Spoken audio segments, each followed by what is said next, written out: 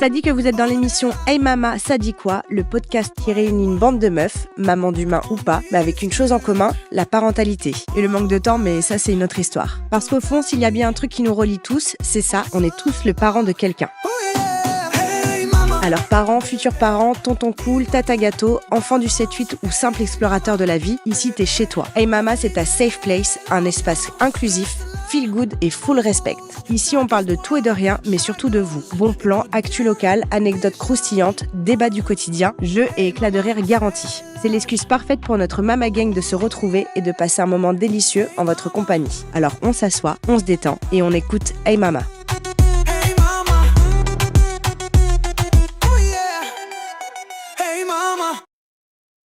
Et bonjour, on est de retour. Salut les mamas. Salut. Comment ça va bien? Ça va bien. Ouais, on est trop contente de se retrouver. On est trop contente de vous retrouver, chers auditeurs, chers téléspectateurs.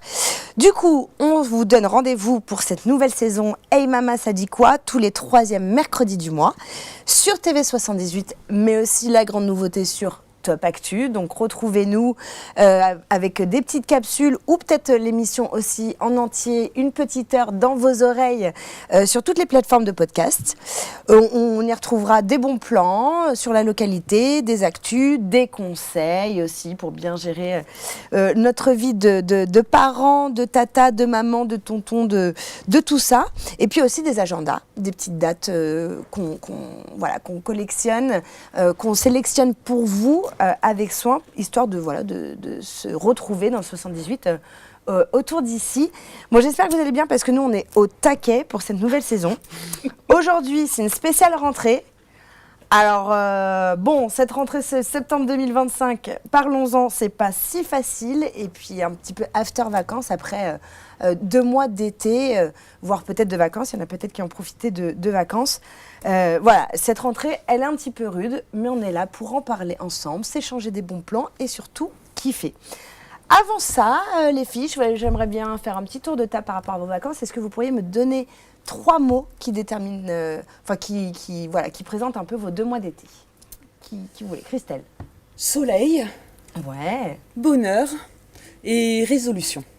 Ok. Voilà, on a hâte de savoir. Ouais, très très bon, sa résolution. Ce ne sera pas aujourd'hui, il faudra attendre le mois prochain.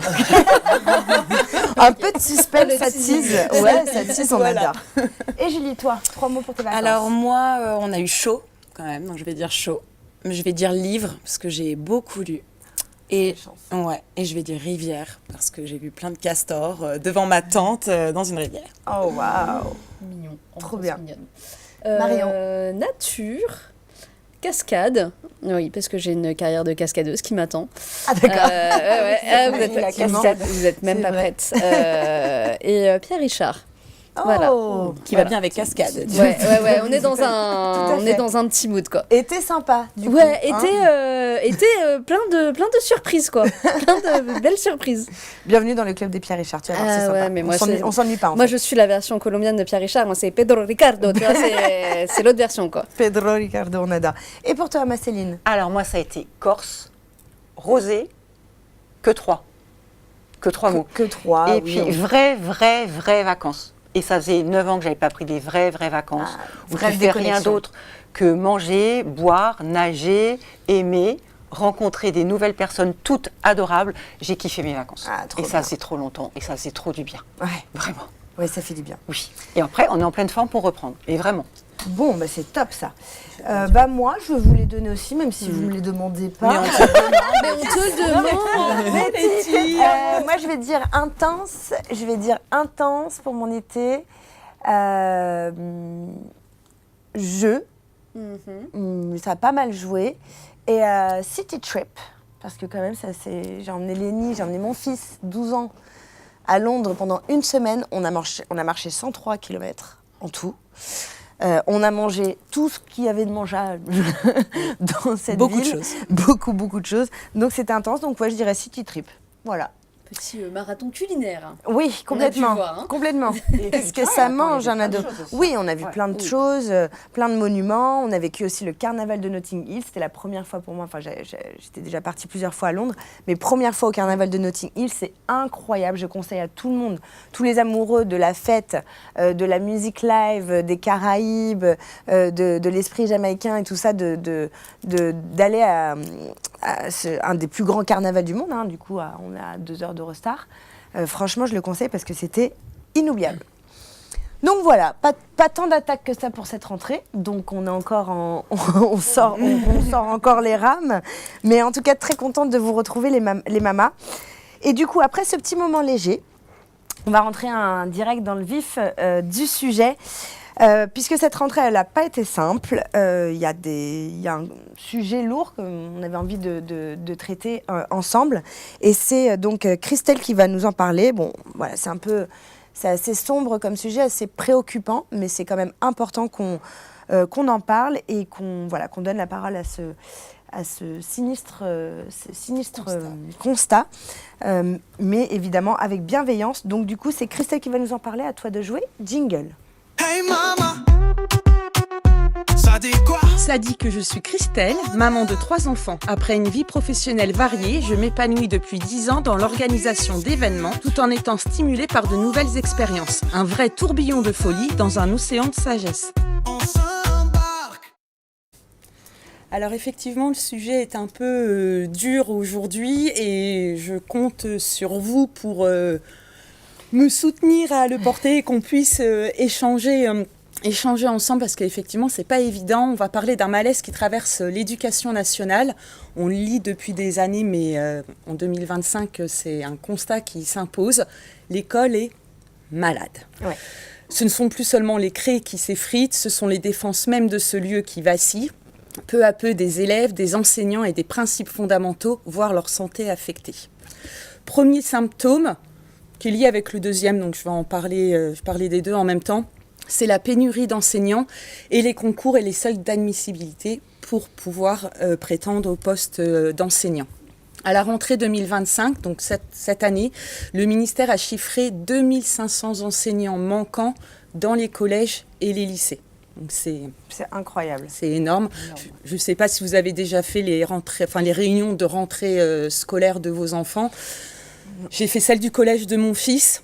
Ils s'en sortent pas trop mal, a priori. Au lycée, je ne sais pas. Ma fille a tous ses enseignants, en tout cas. Mon fils, il manque l'histoire géo. Oui, ce qu'il disait. Nous, Jusqu'au techno. 1er octobre. Donc, Ouais. voilà. Non, mais ce que je trouve hallucinant, c'est autant de manques alors que le concours est très difficilement accessible en fonction des régions. C'est J'ai ça. une amie qui l'a passé, là, ça fait 2 fois qu'elle le passe, qui s'est donnée en plus, mais vraiment corps et âme. Elle a passé tous ces moments à faire réviser et tout ça. Ouais. Et elle n'a pas eu. C'est terrible. Et en fait, oui, c'est ça, c'est que les seuils sont jugés inadaptés au contexte local. Du coup, ça va exclure des candidats qui sont motivés et alimenter un sentiment d'injustice.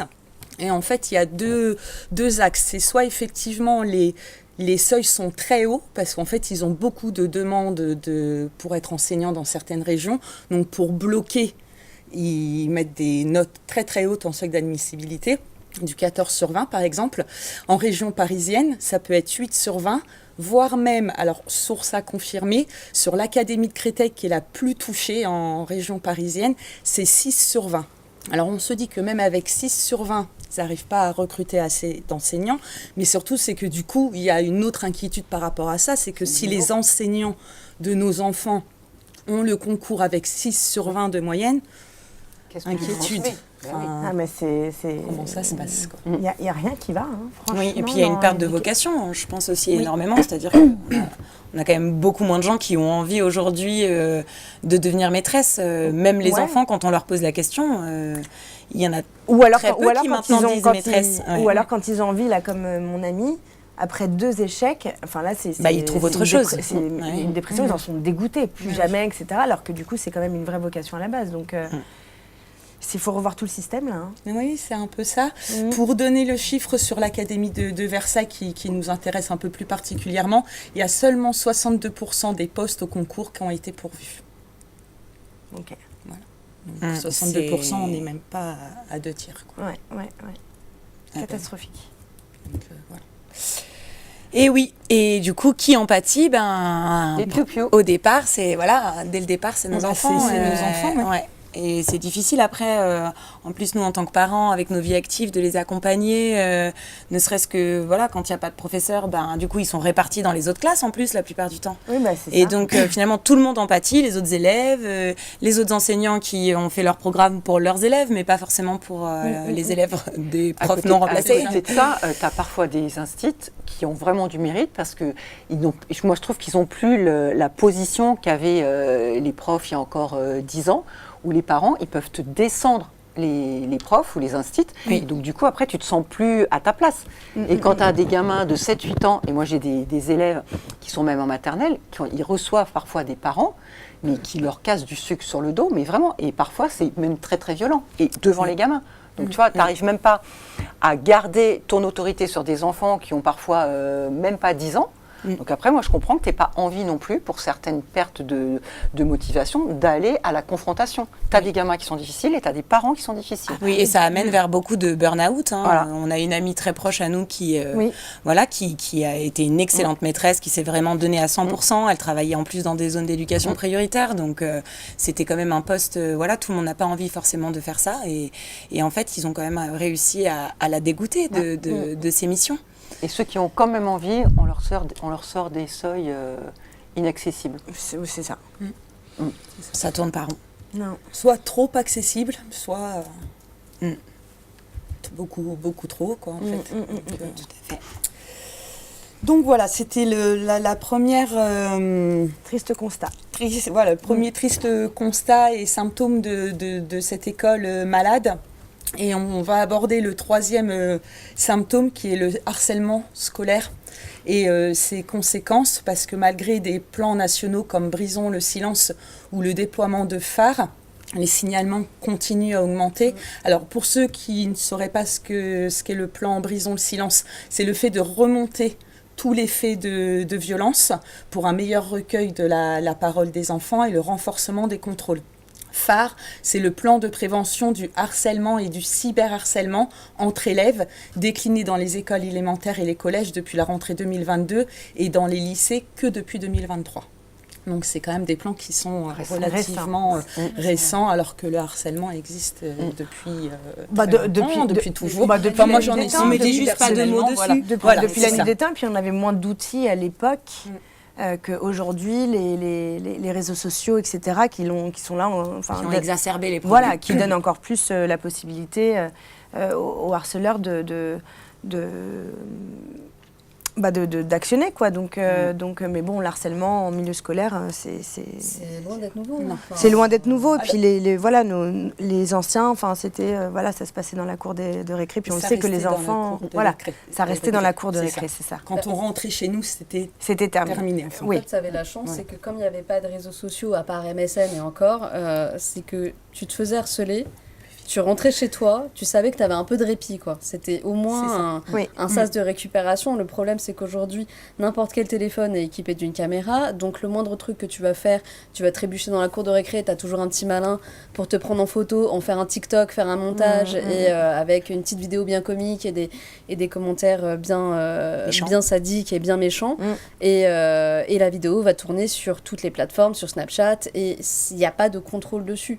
En fait, ce qui manque, c'est l'éducation. Et puis les gamins, quand tu leur en parles, c'est « ça va, c'était juste pour rigoler ». Et ils ne se rendent pas compte de l'impact que ça a et que la trace numérique qu'il y a de ce harcèlement va rester des années après. Et que l'enfant qui est harcelé, et lui, il n'a pas le droit à l'oubli.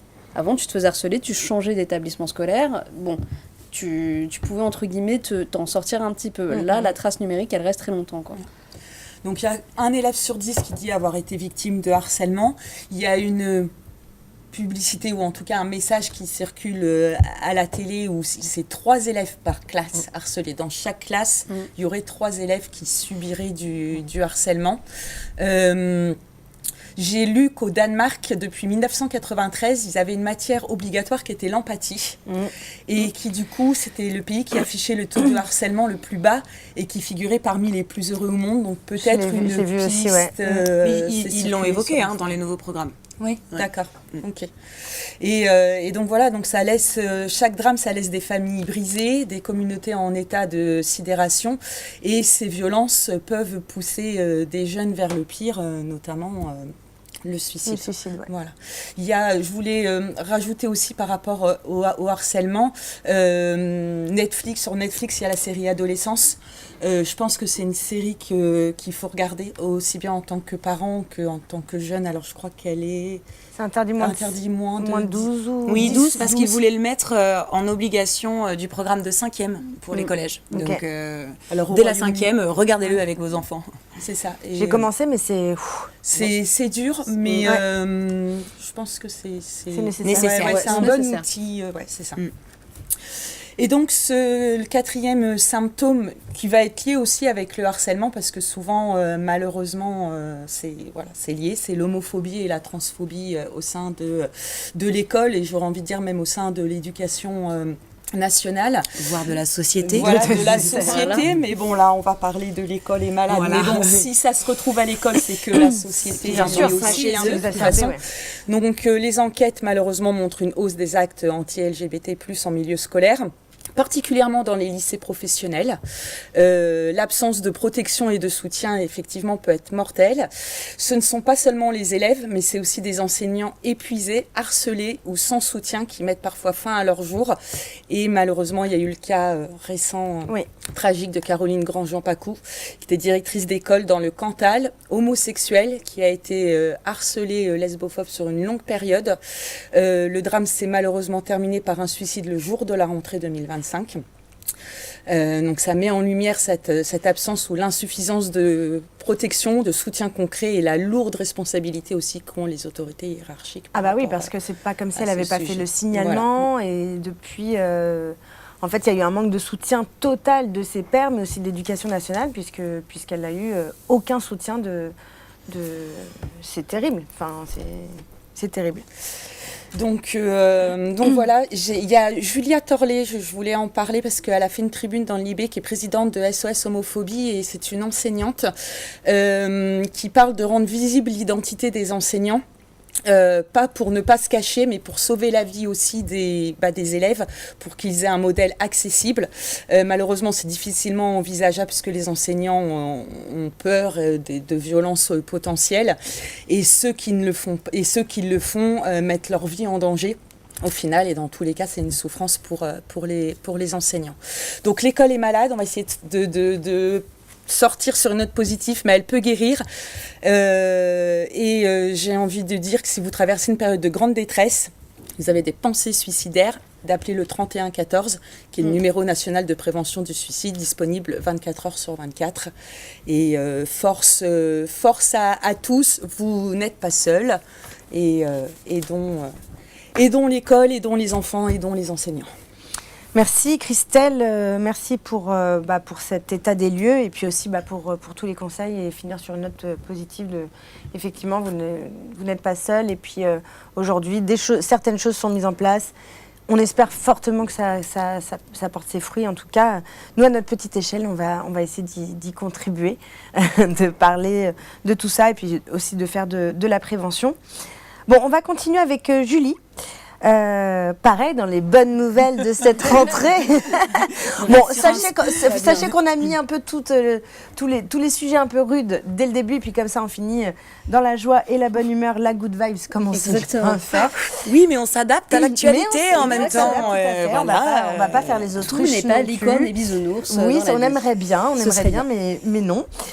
Et du coup, Julie va nous en parler. Elle veut nous alerter aujourd'hui sur la baisse des subventions pour les associations. Alors, à toi Julie, jingle. Hey mama, ça dit quoi? Ça dit que je suis plutôt péchue, fédératrice et engagée. J'aime l'équité, être écolo, aller en manif, voir beaucoup de gens, me sentir utile et l'étymologie des mots. Je suis une vraie bobo bio. Toute la nuit, on s'embarque. Et dis-moi, Jamy, pourrais-tu m'expliquer comment fonctionne une association en 2025 ? Mais bien sûr, Fred, tu sais que ce n'est pas si sorcier quand on y regarde de plus près. Pour commencer, une association loi 1901 est dite à but non lucratif. Cela ne signifie pas qu'elle n'a pas le droit de gagner de l'argent, mais seulement qu'elle a le droit qu'elle doit le réinvestir directement dans ses activités futures.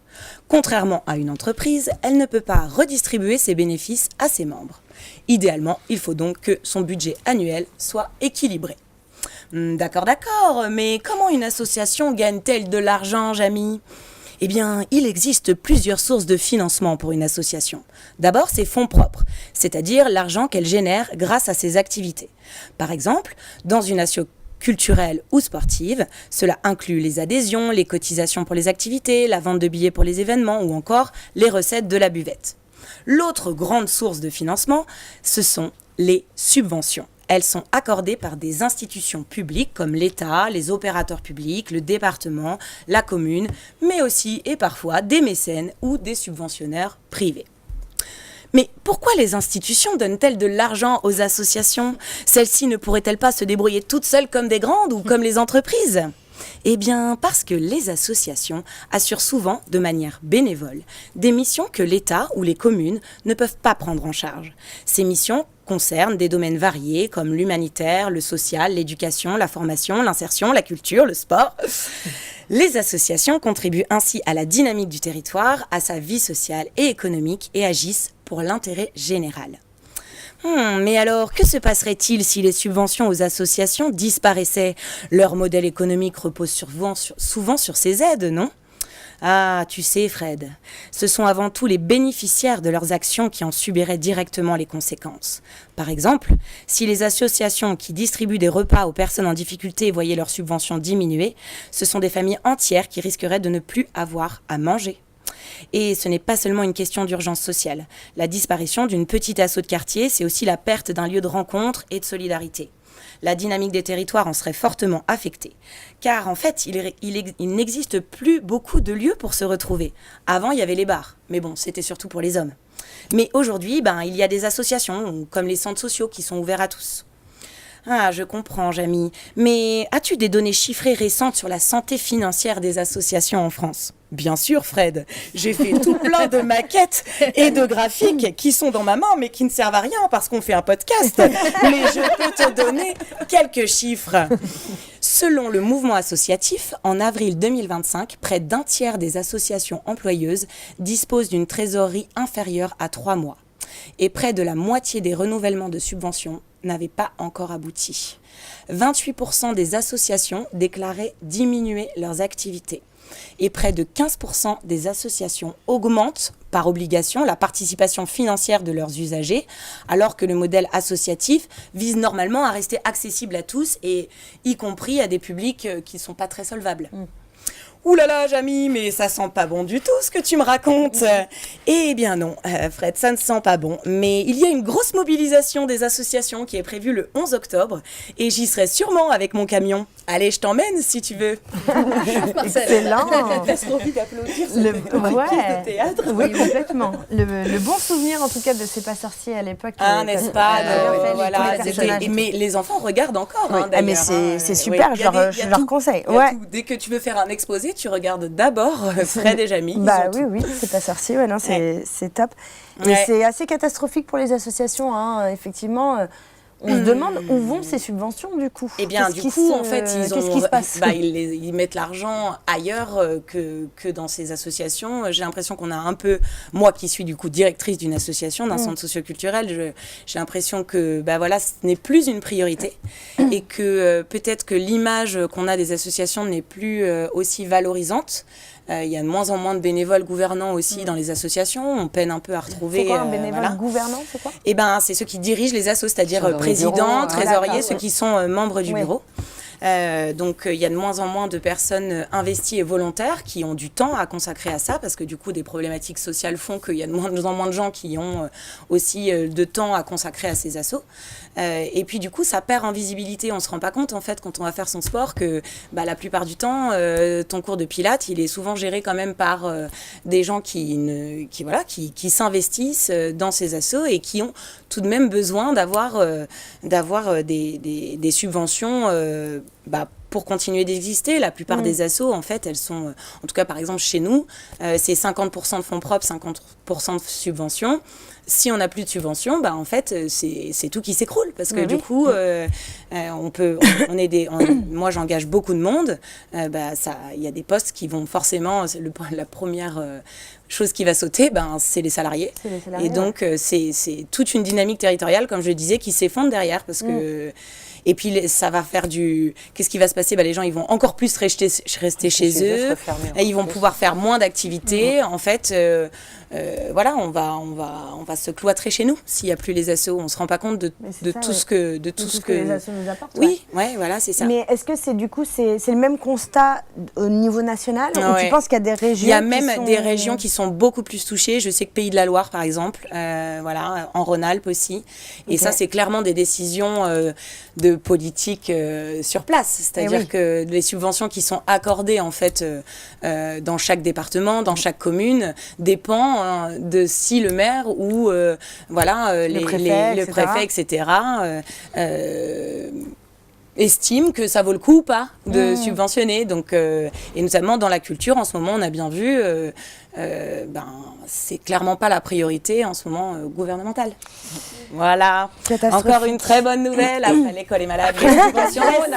Merci Julie. Le petit ton léger pour vous parler de ça. Est-ce que vous vous souvenez du... J'étale un peu ma science. Est-ce que vous vous souvenez du nom du conducteur du camion ? Absolument pas. Marcel. Voilà, Marcel. Incroyable. La plus jeune d'entre nous. C'est Marcel qui nous emmène à la manif.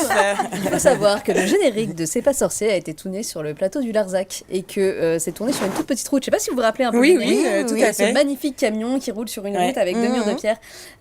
C'est la route la plus étroite du plateau du Larzac et le camion est resté bloqué sur cette route. Donc en fait, on le voit rouler et en fait, il est resté bloqué quelques kilomètres plus loin et ils ont bloqué littéralement la seule route qui passe par là pendant la matinée de tournage pour faire passer le camion et le camion n'a jamais été réutilisé après.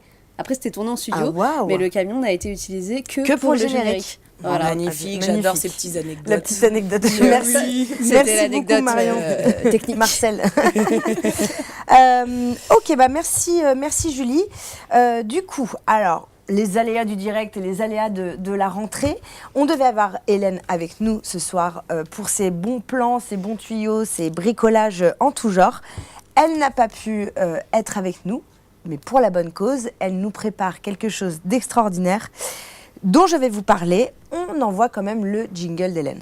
Hey mama, ça dit quoi? Ça dit que je suis super curieuse, toujours prête à découvrir de nouvelles choses et à relever des défis. J'adore partager des idées créatives et fun à faire avec des enfants, et c'est grâce à l'invitation de Letty que je viens vous en proposer quelques-unes. Alors, prêt à tordre, nouer et bricoler 3 bouts de ficelle pour créer des souvenirs en famille? On s'y met, c'est parti! Alors, je pense justement qu'Hélène est en train de bricoler, clouer, décorer, monter, parce qu'elle va ouvrir la fabrique du portrait. Voilà, donc son studio, Hélène est photographe dans la vie de tous les jours, c'est son métier depuis des années, photographe de tout style, et là aujourd'hui, enfin, elle ouvre son studio. Ça va se trouver dans la zone industrielle de Trappes, côté Beltoise, le circuit de Beltoise. Donc ce sera aux 4 rue Albert Einstein. Et donc la fabrique du portrait, elle va proposer donc dans son studio 3 types de portraits. Le portrait codé, donc c'est plutôt les cartes d'identité ou pour les CV, les besoins en photo où c'est très normé, entre guillemets. Elle va proposer aussi les portraits créatifs du mois avec des thèmes tous les mois, des thèmes différents tous les mois. Donc chaque mois, elle aura une proposition artistique originale. Elle a déjà commencé ce mois-ci avec... le contre-jour, je sais un pas contre-jour. Voilà, le contre-jour. Donc on voit juste la silhouette. C'est la photo du Tinder, visage. comme on dit, parce que comme la ça. Photo Tinder. Oui, comme ça, on voit pas vraiment ton visage, mais on voit ton profil. Ça suggère. Ok. Ça suggère. Voilà. C'est donc une photo de profil. Voilà, pourquoi pas pour les réseaux sociaux. Exactement. Bon, si tu n'as pas envie d'être reconnue par ta femme et que tu es sur un site. C'est la PCT, la pratique commerciale trompeuse, parce que tu vends quelque chose et ce n'est pas souvent ça que tu achètes. Oui, c'est ça. Bon, moi, je le conseille pas forcément pour les réseaux les sites de rencontres. Mettez une vraie photo, pas retouchée, pas de filtre, etc. Parce que y a rien de plus gênant que quand tu arrives au rendez-vous et que la photo n'a rien à voir et que du coup tu te trouves face à une autre personne de celle avec qui tu discutes depuis des semaines. C'est pas une photo d'il y a 20 ans non plus. Oui, voilà, si on peut mettre un peu des photos récentes. En tout cas, Hélène est capable de vous le proposer avec la fabrique du portrait. Et elle a aussi donc le portrait signature. Donc là, c'est un accompagnement personnalisé. C'est vraiment pour révéler la personne que l'on est. Ça peut être corporate, ça peut être artistique. Ça peut aussi être une forme de thérapie pour la confiance en soi. Donc Hélène va vous accueillir à partir de lundi. On croise les doigts que tout se passe bien pour son ouverture. Je prends rendez-vous, Hélène, je prends rendez-vous. Voilà, parce que Christelle, elle veut changer sa photo de l'émission, sa petite vignette, elle voudrait la changer. Donc du coup, Christelle prend d'ores et déjà rendez-vous avec toi, Hélène. Vous pourrez prendre rendez-vous en ligne. Voilà, vous allez pouvoir retrouver sur le site, sur tous les réseaux sociaux d'Hélène, Hélène Antonetti, photographe, la fabrique du portrait. La retrouver donc dans la zone industrielle de Trappes. Et il y aura une journée spéciale Halloween le 1er novembre, où elle va nous concocter une petite ambiance dark. Donc voilà, si vous voulez vous prêter au jeu et repartir avec des portraits dignes des plus grands photographes et à la sauce Halloween, ça sera le 1er novembre. On vous invite à suivre ça, bien sûr, à supporter notre Mama Chérie, qui est vraiment, en plus, c'est pas parce que c'est notre amie, c'est vraiment une photographe exceptionnelle. Oui, elle met très à l'aise. Elle a cette capacité à faire en sorte que, comme on se sent bien, eh bien, on arrive à avoir des clichés qui nous ressemblent et qui sont vraiment beaux. Hein.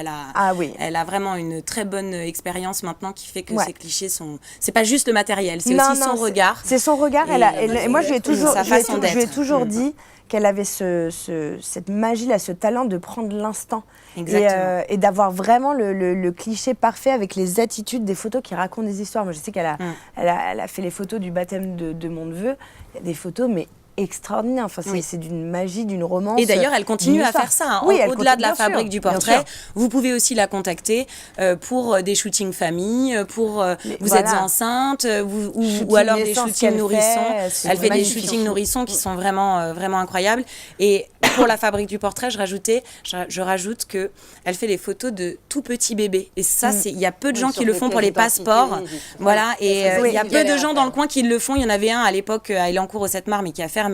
Et elle va pouvoir proposer ça voilà, pour vos tout petits chats qui n'arrivent pas encore à tenir assis dans les cabines. Vous galérez tout pour le faire tenir. Elle a tout dans son sac pour prendre des super photos.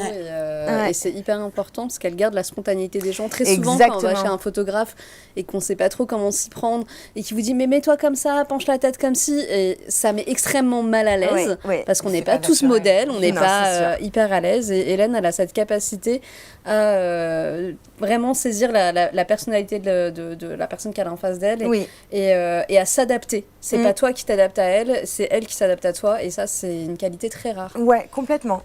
Donc on vous recommande vivement ces services, que ce soit au sein de son studio, des séances en outdoor ou des photos dont vous auriez besoin, ou même vraiment, moi je le conseille aussi pour l'estime de soi. L'estime de soi et puis la confiance en soi.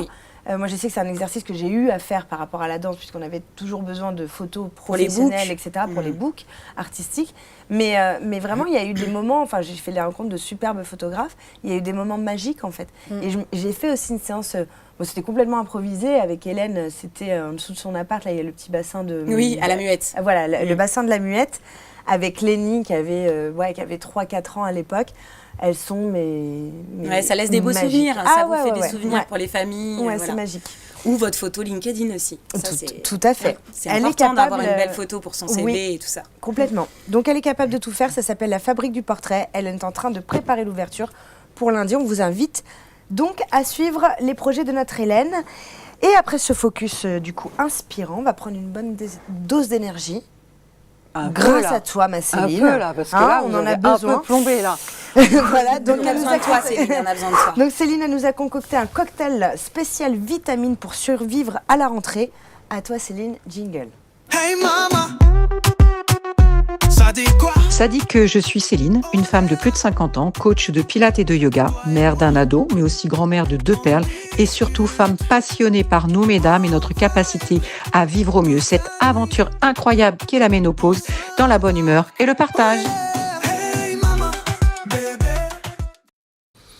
Et ben voilà, parce que là, c'est vrai que les filles, là, depuis le début de l'émission, ça plombe un peu comme tout le monde. Parce que sincèrement, ça fait quelques semaines, à peine un mois qu'on est rentrées, toutes bronzées, toutes reposées de nos vacances, et je trouve que déjà, tout le monde est fatigué et d'une humeur parfois pas très agréable.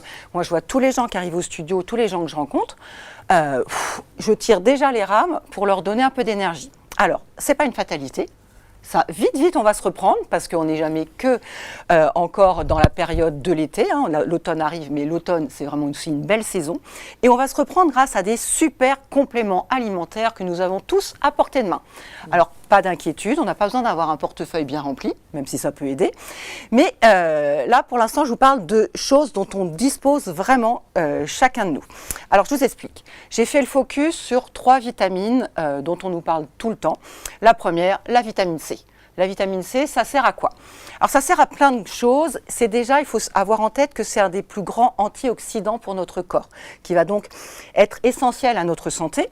Ça nous aide à la formation du collagène pour une bonne santé des tendons, des ligaments, des gencives. Ça aide à la cicatrisation, vraiment, et à l'absorption du fer. Et là, on est entre femmes et on sait que vraiment, déjà, on manque de fer et que même si on en prend, si vous associez pas ça avec de la bonne vitamine C, le fer part directement. Et puis surtout, la vitamine C, ça on nous le répète, on nous le rabâche, ça lutte contre la fatigue. Et comme vous commencez à tout être fatigué, eh ben on va en prendre. Alors, ok, il suffit pour les feignants, vous allez en pharmacie, vous prenez la vitamine C, mais là, ce n'est pas le sujet de mon propos. Moi, ce que je veux vous dire, c'est que surtout la vitamine C, vous allez la trouver dans votre assiette. Oui. Et qu'il faut penser vraiment d'abord à bien se nourrir. Alors, quand on dit bien se nourrir, je ne vous fais pas un plan de nutrition, ça peut être un autre sujet, mais il faut penser, et là on a encore vraiment beaucoup de belles choses, à tous les fruits et légumes, à chaque repas. Mais par contre, vous les prenez locaux et de saison. C'est-à-dire que là, malheureusement, moi je suis désespérée, il n'y a plus de pastèque. Oui, moi, je suis une fan de pastèque. Fin de la pastèque. Et là vous pouvez même courir chez Picard, n'importe où. La pastèque, ça se prend l'été et c'est tant mieux. Melon, il y en a encore un tout petit peu, mais il faut que ce soit français, mais ce n'est pas très local. Et donc, moi, je vous recommande vraiment les produits, alors bio, si on a le porte-monnaie, parce que c'est vrai que malheureusement, c'est pas possible pour tout le monde. Mais pensez, fruits, légumes, le matin, il n'y a pas mieux. Et là, vous aurez déjà votre dose de vitamine C. Deuxième vitamine très, très, très importante, la vitamine D. Alors la vitamine D, ça sert à quoi? Il y a 2 rôles principaux pour cette vitamine D. C'est d'abord la bonne santé de nos os. Et là, il n'y a pas d'âge pour avoir des os en bonne santé, parce qu'on peut être cascadeur, comme notre ami Marion, se casser. On peut être en pleine adolescence et donc avoir besoin des os solides. On peut être un peu plus âgé comme moi, et donc là, on arrive peut-être au niveau de la ménopause, de l'ostéoporose, des trucs un peu gros mots et tout. Donc, vitamine D. Et puis, l'autre rôle principal de la vitamine D, c'est la régulation de l'absorption du calcium. Et le calcium, c'est ce qui fait qu'on a les os solides. Donc, ça ne sert à rien de prendre du calcium si vous n'absorbez pas bien ça. Tout à l'heure, je vous ai dit que la vitamine C, ça permettait de bien garder son fer. Et bien, la vitamine D, ça nous permet de bien garder notre calcium. Alors, sans dépenser des sous, de façon astronomique, vous avez une solution déjà très, très pratique. Vous avez, pour beaucoup d'entre vous, eu des enfants à qui on donnait, quand ils étaient petits, le Zimadé, là, 2 gouttes pour leurs dents. Et le Zimadé, c'est notre meilleur allié à nous toutes. Parce que là, à partir de maintenant, si vous ne le faites pas déjà, vous allez en pharmacie, vous achetez ça. Maintenant, ça se donne sans ordonnance. Et c'est 3 ou 4 gouttes tous les matins. On ne se pose pas de questions. Et c'est un super antiviral. Ça vous permet vraiment d'avoir une immunité très, très forte. Donc ça, c'est le côté un peu... en cure, du coup? Non. Tout le temps. Le vitamine D, tu commences demain et c'est à vie. Tout le temps. Moi, ça m'a permis, je n'ai jamais eu le Covid. Jamais. Moi non plus. Ah, waouh. J'ai été testée. Mais je sais que ça en fait partie. C'est le rhum. Mais comme Le rhum. Toi, c'est le rhum. comme vous disiez, même si ça coûte pas cher, ça doit coûter 2 ou 3 euros à peine, la petite bouteille. Alors aussi, petit truc, souvent vous demandez à vos médecins, Et comme les médecins, j'ai rien contre eux, mais parfois ils ont un peu de mal à se remettre en cause. Ils vont dire, oui, vitamine D, super, je te prescris 2 ampoules, t'en prends une un mois et l'autre 3 mois après. Ça, c'est fuck, hein, parce que franchement, ça vous fait une dose super puissante de vitamine D, le corps, il comprend plus rien, et après, il est en déficit complet. Mais par contre, il y a plein de pharmaciens, vous allez avec votre ordonnance d'ampoules, et vous dites, est-ce que, monsieur le pharmacien, vous pouvez me transformer cette ampoule en petite bouteille Et comme ça, l'affaire est réglée. Mais, comme encore une fois, ce n'est pas le propos aujourd'hui d'aller en pharmacie, la vitamine D, on la trouve où On en est chargé dans le soleil. Eh oui. Il y en a encore. Et après, le petit soleil d'automne, Vendredi, 30 degrés. Il va être bien soleil. aussi. Ah, Donc, wow. on en profite. On va dehors encore. Et alors, me dites pas, non, j'ai pas le temps et tout. On doit amener les enfants à l'école. On doit promener son chien. On peut, après le repas, marcher 10 minutes. Ça, c'est bien aussi. Ça, c'est un autre sujet. Mais pour la digestion et pour si vous avez récupéré quelques kilos après les vacances. Dehors. La vitamine D, c'est dehors. L'air et le soleil. Le soleil. Puis en plus, c'est super bon pour le sommeil de prendre une petite demi-heure de soleil le matin. Mais bien sûr. Le soleil du matin, le soleil, de toute façon, le soleil, il est bon partout et là, maintenant, il ne va pas vous faire mal. Et la troisième vitamine dont je voulais vous parler, c'est la vitamine B. Je les ai données dans le désordre parce que j'aurais pu faire ABC, mais ça, c'est pas mon style. Et attends, excuse-moi, la D, on ne peut pas du tout la trouver dans les aliments. Il n'y a pas un aliment qui... Non, c'est vraiment la lumière, le soleil, la nature. L'alimentation, c'était la vitamine C. Oui, donc, je ne vais pas refaire toute la logique de ma chronique. Non, je sais pas ce que je te demande. Non, je pensais qu'on pouvait trouver chaque vitamine dans des aliments. Mais c'est pas le sujet. D'accord. C'est pas le sujet. La dernière vitamine, c'est la vitamine, je te remercie, B. Alors, le rôle principal de la vitamine D, c'est le bon fonctionnement psychologique et le bon fonctionnement de notre métabolisme énergétique. Donc, autrement dit, comment continuer à aller bien dans sa tête et dans son corps. Alors, comme... Oui, et on est souvent en carence. Moi, je connais plein de gens qui sont en carence de celle-là. Et donc, comme sa petite copine vitamine C, elle aide aussi à lutter contre la fatigue, parce qu'elle contribue à la formation des globules rouges. Donc, vraiment, quand vous avez un coup de mou, c'est que vous manquez de vitamine B. Alors, bien sûr, moi, je recommande toujours... pour mes élèves et les gens que je suis en suivi de nutrition ou pour la ménopause, vous pouvez aussi vous faire un petit bilan sanguin. Et là, vous aurez votre dosage. Et vous pouvez prendre des médicaments. Enfin, aller acheter de la vitamine B. Mais la vitamine B, elle se trouve de 2 façons. Alors, je suis désolée, je reviens dans mes aliments, parce qu'il y a 2 super aliments avec la vitamine B, l'avocat et la banane. L'avocat, c'est pas très local, on est d'accord, mais la banane, là, on est à fond dedans. Et pour développer votre vitamine B à l'intérieur de vous-même, il faut faire de l'exercice. Et comme on est en pleine rentrée, un exercice, alors vous ne partez pas dans tout et n'importe quoi, parce que là, les gens qui s'inscrivent à 4 trucs et qui n'y vont jamais, vous trouvez une activité qui va vous rendre de bonne humeur. Dans une association, par exemple. Alors, dans une association ou dans un centre sportif ou dans le studio Céline. Voilà. Parce que faire du sport, ça va faire du bien à votre corps, mais ça va faire du bien à votre tête. Et on sait que tout part de la tête. Donc, voilà, le sport, vous mettez vraiment... Moi, je le mets dans mon planning. J'ai mon studio. Je fais faire du sport aux autres, mais moi, 2 fois par semaine, j'ai un planning, j'ai écrit salle. Et je vais à la salle, je ne déroge pas, parce que sinon, on ne peut pas bien s'occuper des autres si on ne s'occupe pas bien de soi. Une activité max qui vous fait du bien, que vous arrivez à mettre dans votre planning et que vous testez pour que ça aille vraiment dans votre planning familial, amoureux, etc., etc. Et voilà, et avec ça, on est vous allez retrouver un petit peu la bonne humeur et l'énergie de ces vacances. Parce que là, franchement, pour nous qui nous occupons de vous, après, on va ramer pendant 11 mois. Là. Ouais, donc, s'il vous plaît, pensez à nous. Merci à vous. Merci à toi. Merci Céline pour ces conseils. Donc, on fait le plein. Vitamine C, vitamine D, vitamine B. Minimum. Et comme ça, on arrive d'attaque pour cette rentrée. Un peu plus bienveillant aussi envers nos enseignants. Envers vous-même déjà. Oui. Commencez par vous-même, les filles. Petit cercle vertueux. C'est ça. Bon, merci Céline en tout cas. Et c'est vrai que rien que mieux que le sport pour recharger les batteries. Moi, j'ai tout repris là. Ça m'avait manqué. Vraiment, ça m'avait manqué. La sérotonine, un peu les trucs aussi. Ah ouais, la natation, j'étais tellement pressée de retrouver la natation. Puis ça défoule. Ouais, ça fait du bien. Non, franchement, ça fait du bien. Et du coup, en parlant de sport, quand il est solidaire, il est encore mieux. Il est encore plus galvanisant. Et du coup, c'est Marion qui va nous emmener sur la ligne de départ. Jingle. Hey mama, ça ça dit quoi?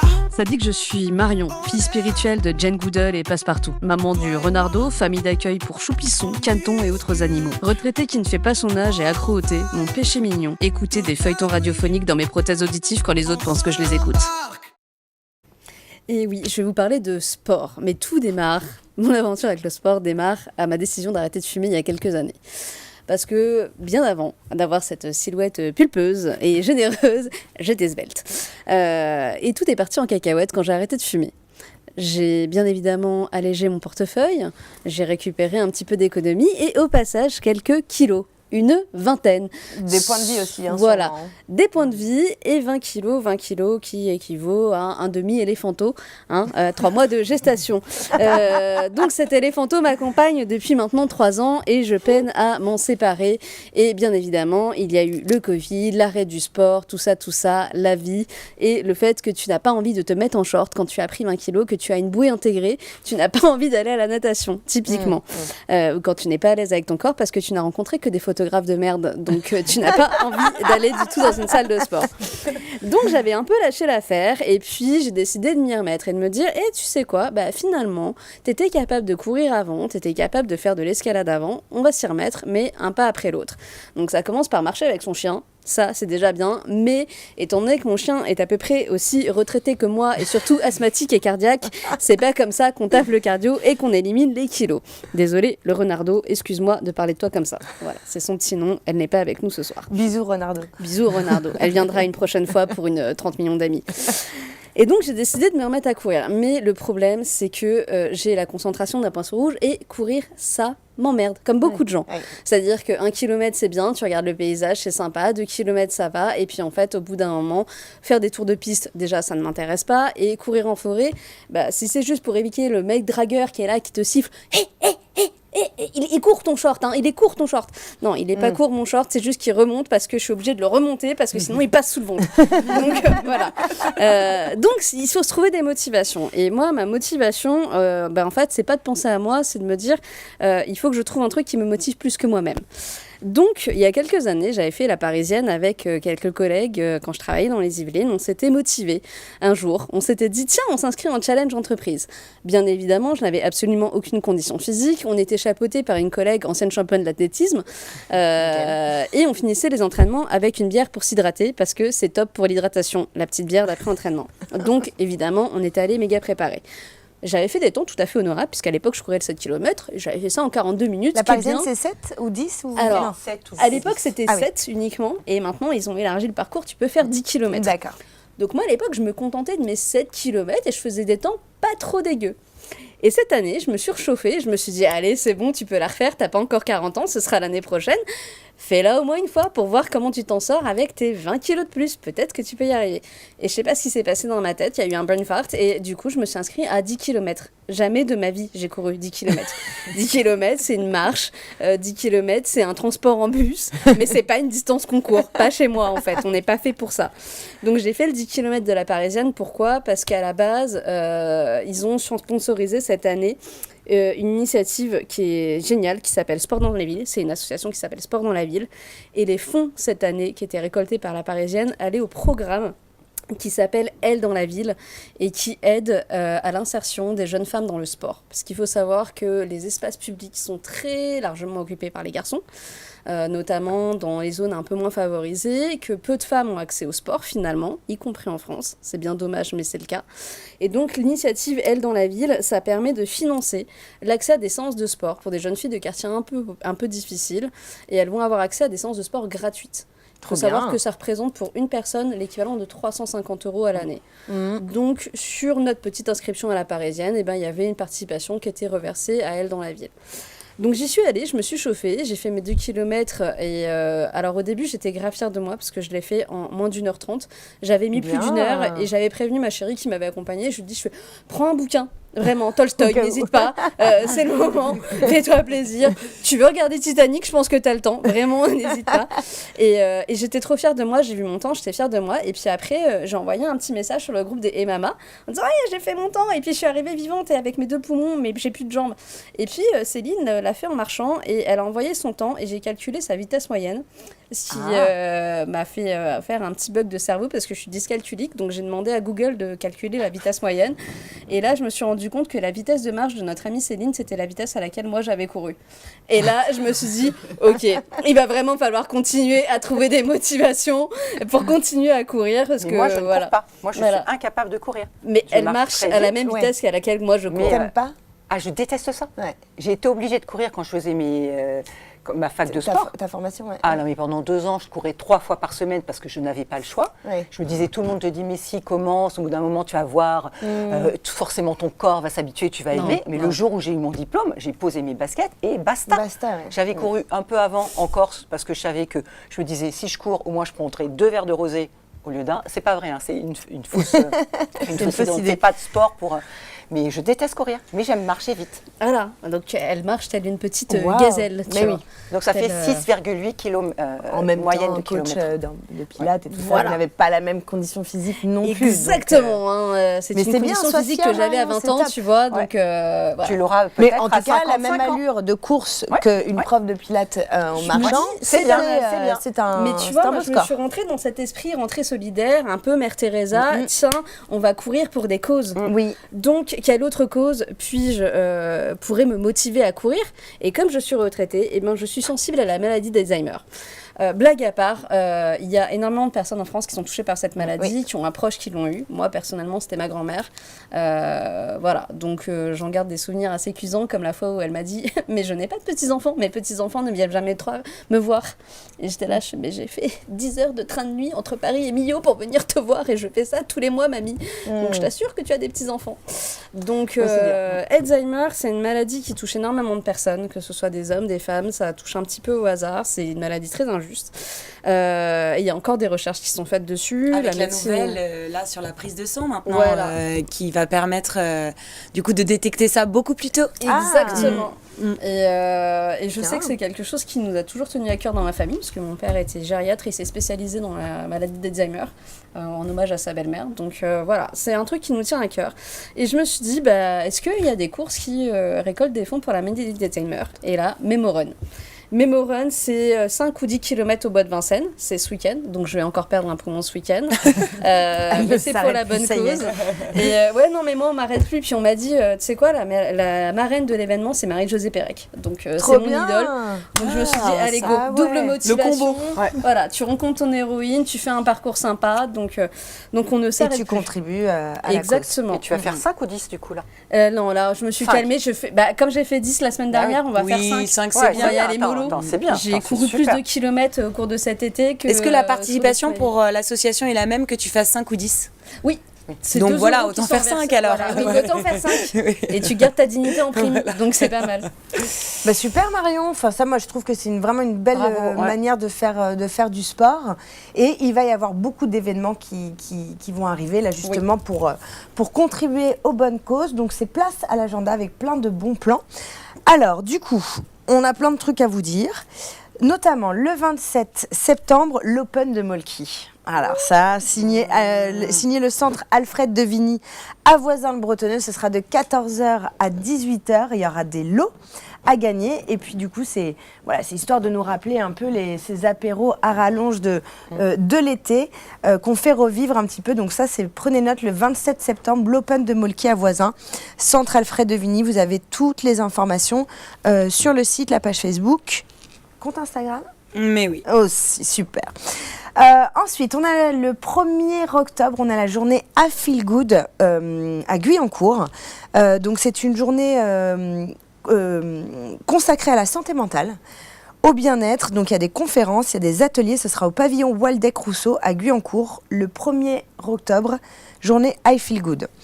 Ensuite, le 3 octobre, on a la soirée Studio Beauté, au Studio Beauté Anaïs, à Coignières. Au-dessus du Harley-Davidson. Au-dessus du Harley-Davidson, de la concession Harley-Davidson de Coignières. dès 19h.